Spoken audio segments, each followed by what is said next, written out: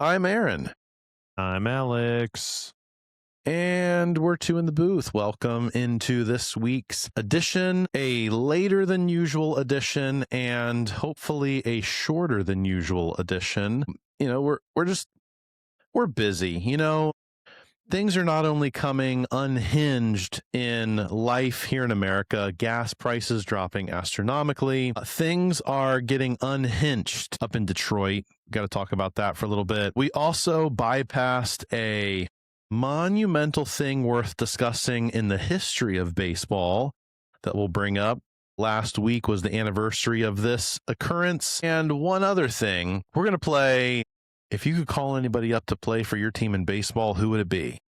And start thinking about all-star game stuff, because boy, oh boy, we got all-stars falling left and right. And there is, I was just reading an article prior to us beginning the recording. Jeff Passan is at it again, and we need to talk about that a little bit and then look at preview for this weekend's matchup. So, things coming unhinged in Detroit. You got Tarek Skubal back, dude. How are things coming unhinged? Give us the scoop. No, it just seems, and again, I've never been in the front office of a Major League Baseball team, and I've never been in the manager's seat, and I can't fathom what that would be like. However, I'd like to think if I was there, I'd be able to have a little bit of the same perspective that I have as I'm just watching terrible decisions be made on repeat over and over and over again. As a fan, one of those things is the Tigers have a gentleman on their team, Jahmai Jones. Yes, Jahmai. Jahmai Jones is a journeyman outfielder who's played for a handful of franchises, regrettably. Are we talking about James Outman or Jahmai Jones? Jahmai Jones. Jahmai Jones. Jahmai Jones, he had a month last year in August where he ripped the cover off the ball. And then Major League Baseball realized he can't hit off-speed stuff, and he's only seen off-speed stuff since. He's what they call in the Tigers clubhouse a lefty killer, which means the second a left-handed pitcher comes out of the bullpen, he comes out of the dugout. Right now we're on hit watch. We're approaching 28 days since he last got a hit in a Major League game. Against a lefty? Against anybody. Against anybody. He's batting 129. His his WAR is now negative 1.1. He is literally the worst player in Major League Baseball. And yet he keeps grabbing a bat almost daily, if not every other day. And when asked about this, and again, we've gone now 20 plus days without a hit. Hinch was asked the question, why do you keep giving him at bats? Well, he's still hitting the ball hard when he makes contact. When? That's a rarity, but when he makes contact, he's hitting it hard. And I am just so done with, don't tell me how fast the bat was off the ball, or the ball was off the bat. Don't tell me the spin rate or the hits they should have or whatever. Don't give me, we have to deal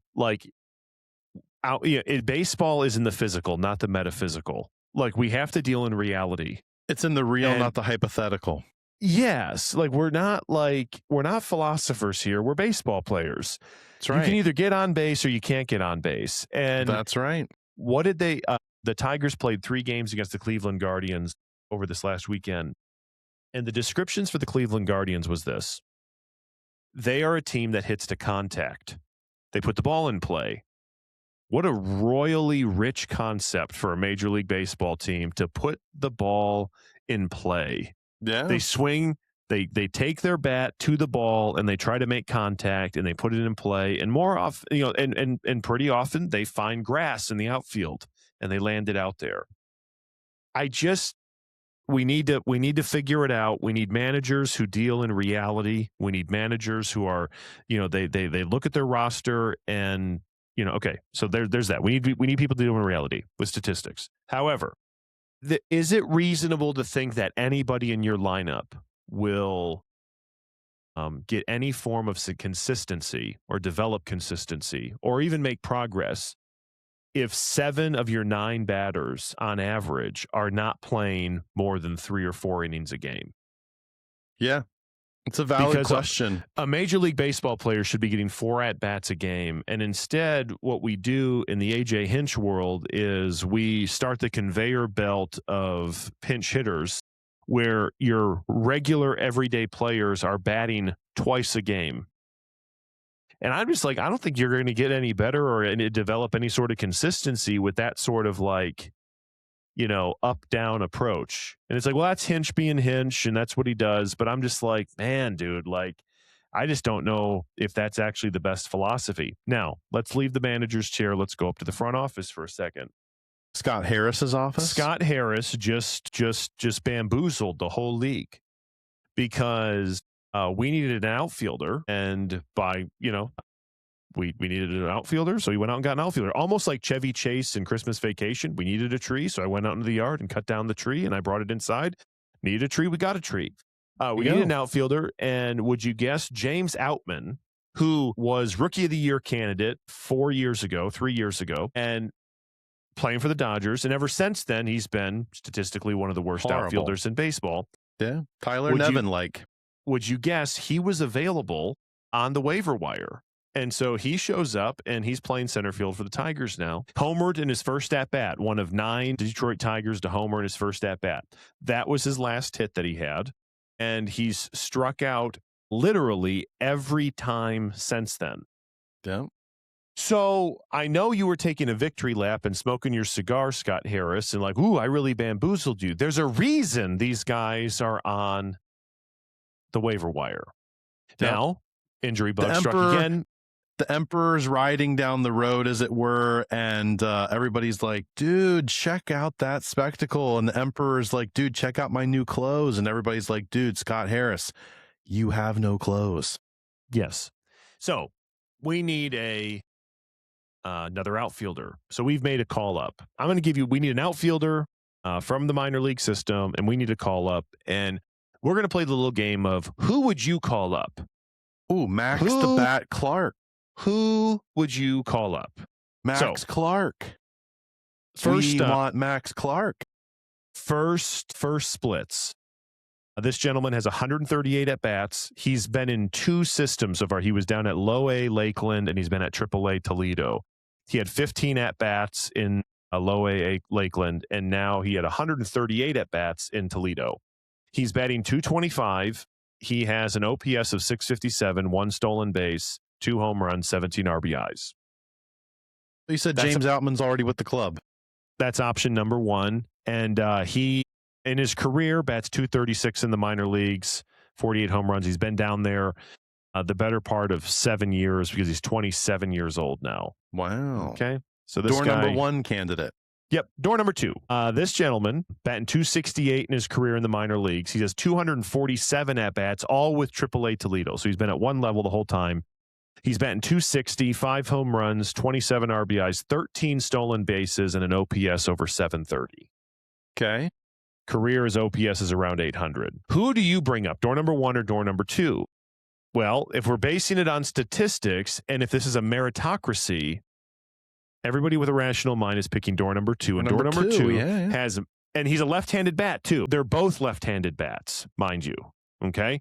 You guys just love accumulating left-handed bats that can't do anything but hit right-handed pitching. Excuse me. Door number 1 is a switch hitter, but he's pictured as batting left primarily. All right. Door number 2 would be the logical choice for pretty much anybody in their right mind, and door number 2 would be Max Clark. Nope. Scott Harris chooses door number 1, and Trey Cruz is now a member of the Detroit Tigers and is probably going to be in the starting lineup tomorrow night against the White Sox. And you're just like, what in the absolute heck are you looking at? And don't give me the business of, well, we don't want to start the roster clock or like the clock on use an option on Max options Clark. And everything else. Like, no. Like, don't give me that. You are in the basement of the American League. And unless you just need to, maybe we just need to be honest. Maybe that's what we're supposed to be. We're supposed to be the basement of the American League. And just say it. Say the quiet part out loud, because this is absolutely infuriating. Yeah.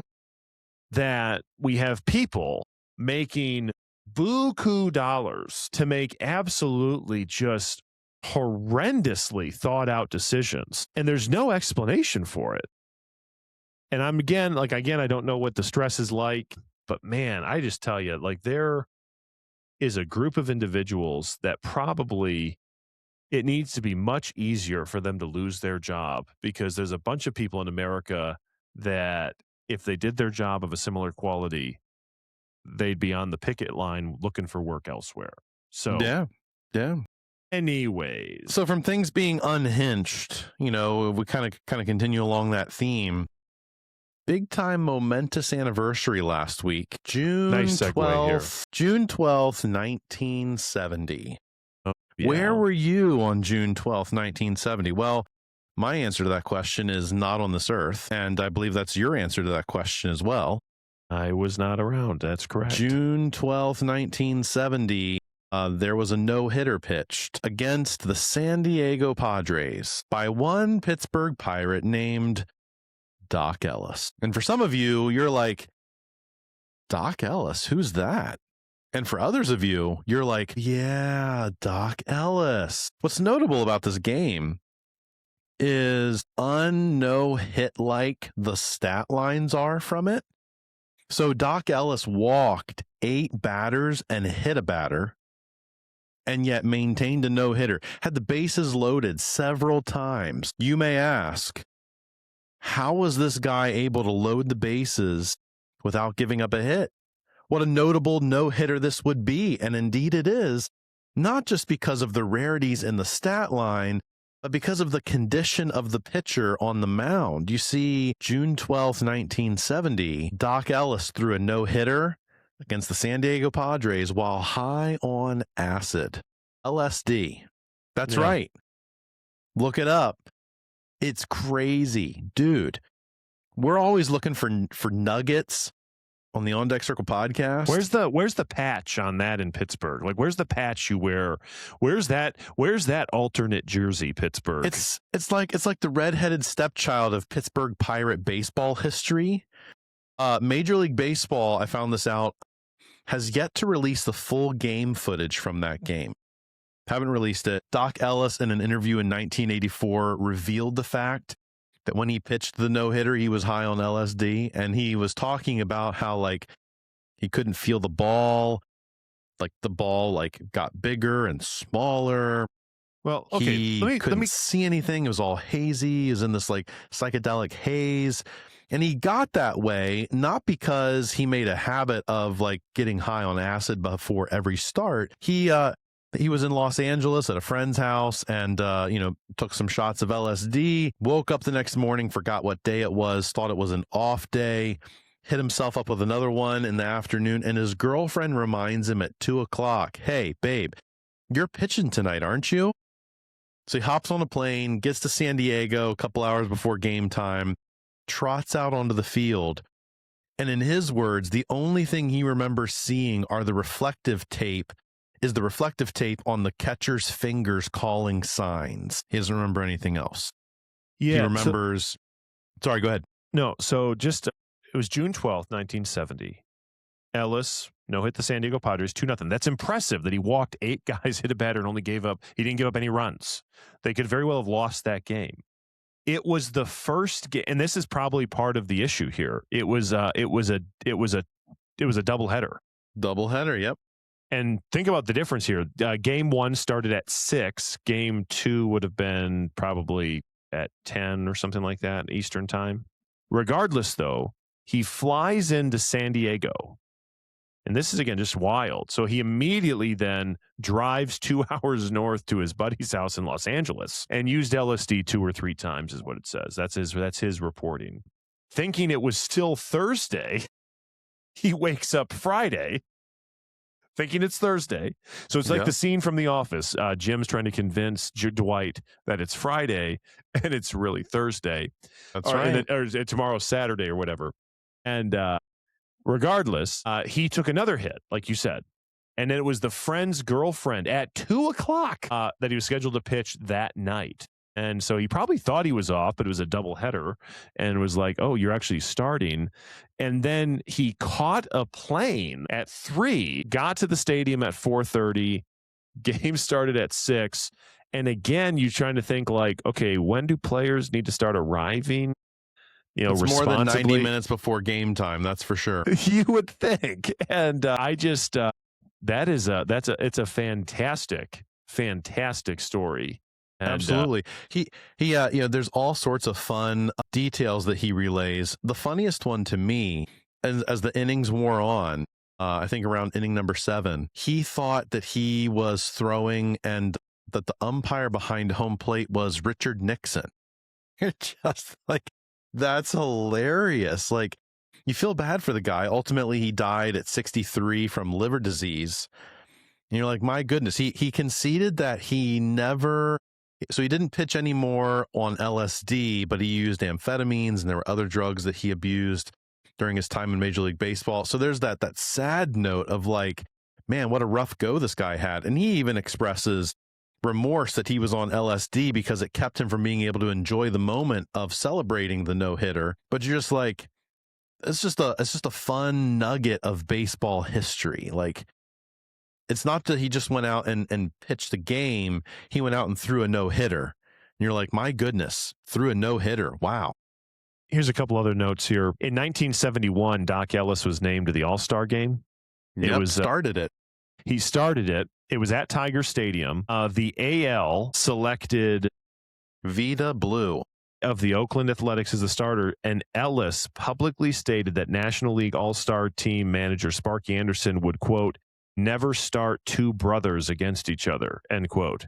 Anderson surprised Ellis by naming him the starting pitcher of the All-Star game. Way to go, Sparky Anderson. Way to be classy. Way to be progressive in the 70s. That's fantastic. Pop culture references to this are pretty interesting. They are.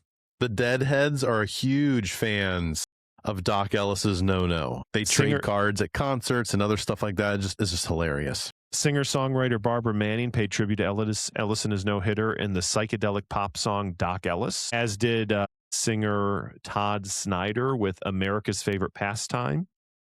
What does it say? In 2009, animated short film by James Blagden about the game Doc Ellis and the LSD no-no is apparently a watch. There's even an ESPN 30 for 30 on it, apparently. Robin Williams, the late Robin Williams, riffed on Ellis and his no-hitter as a part of a segment on performance-enhancing drugs in sports during his 2009 special Weapons of Self-Destruction. And in season 2 episode of Poker Face, a player laces another's gum with LSD in an attempt to sabotage, but inadvertently, quote, Doc Ellis'd him. Fun. Oh, if we could ever be Doc Ellis. But we can't. However, I think the closest person to being Doc Ellis is Jeff Passan.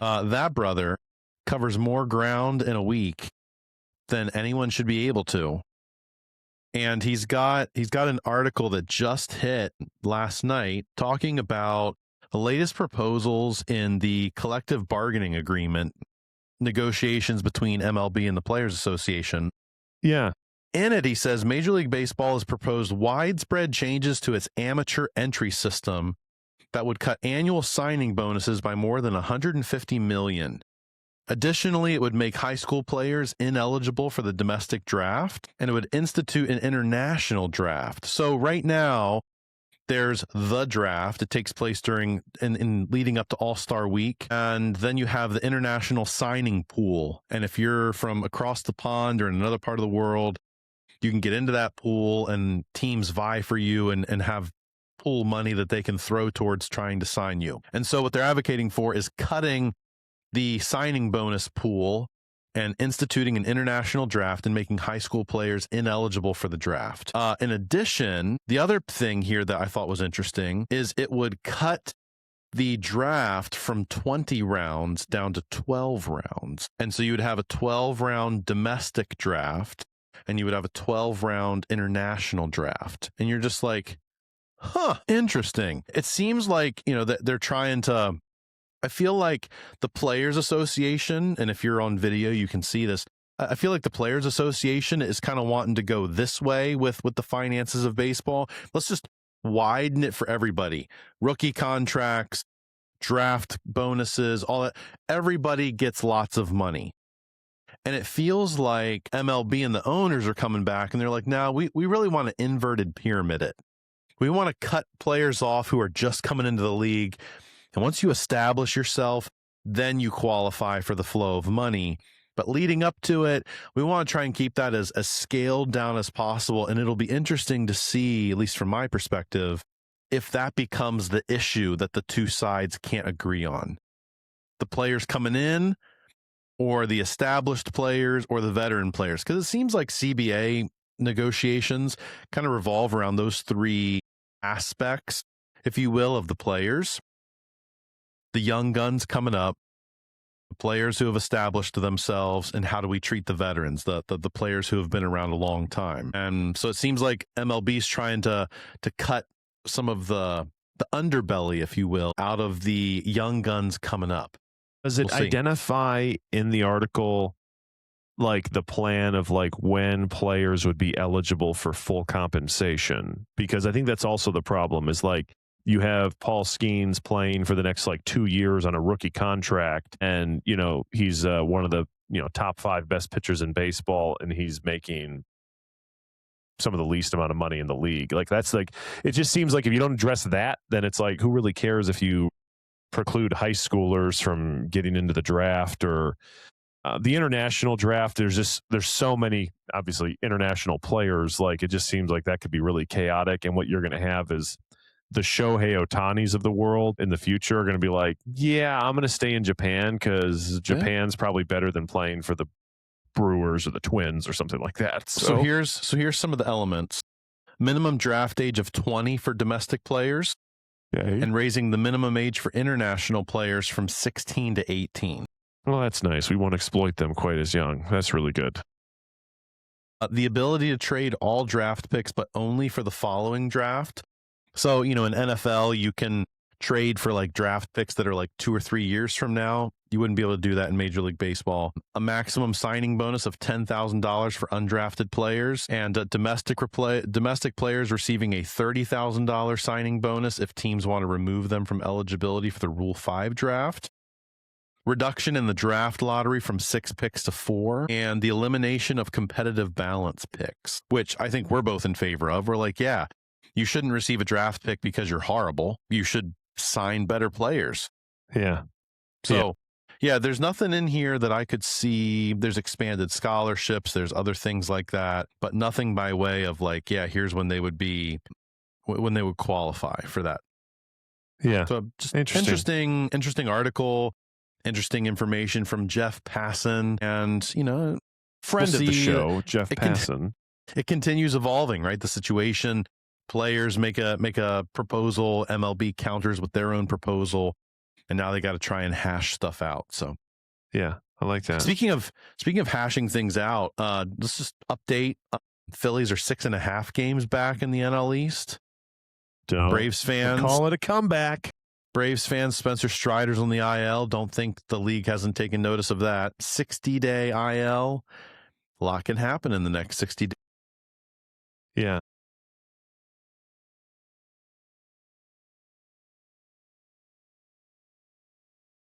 Yeah. But, there's not that guaranteed 3-run, 5-earned run, or 3-inning, 5-earned run start every 5th day now with Painter down in the minors.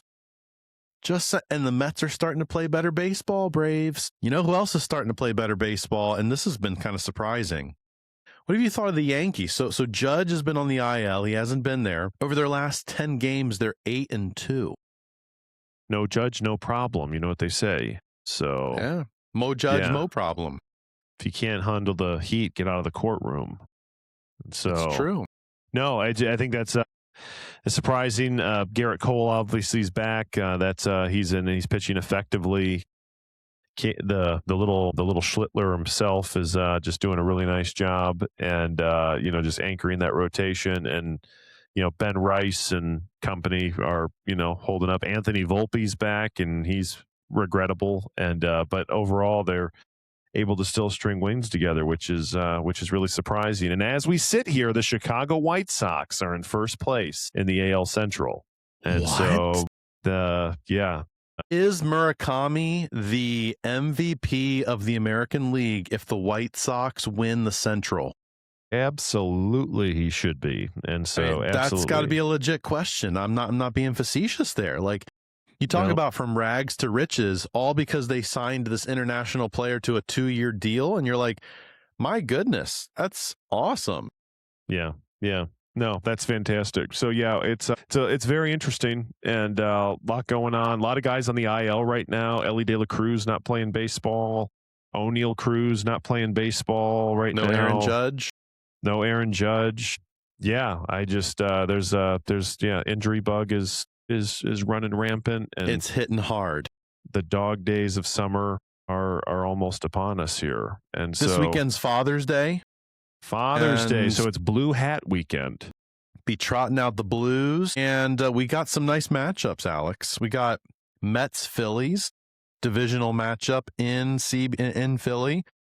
We got the first place White Sox taking their talents to Detroit. Yeah, that could be an opportunity to dethrone the White Sox. Don't even care, actually, because they're so bad. The Tigers are so bad. Don't even care. Don't even care. So here's why I mentioned Phillies Mets, because the Braves go to the Brewers, and while they're there, the Braves will face, where'd it go? They face Jacob Mizorowski on Friday, Kyle Harrison on Saturday, and wait for it.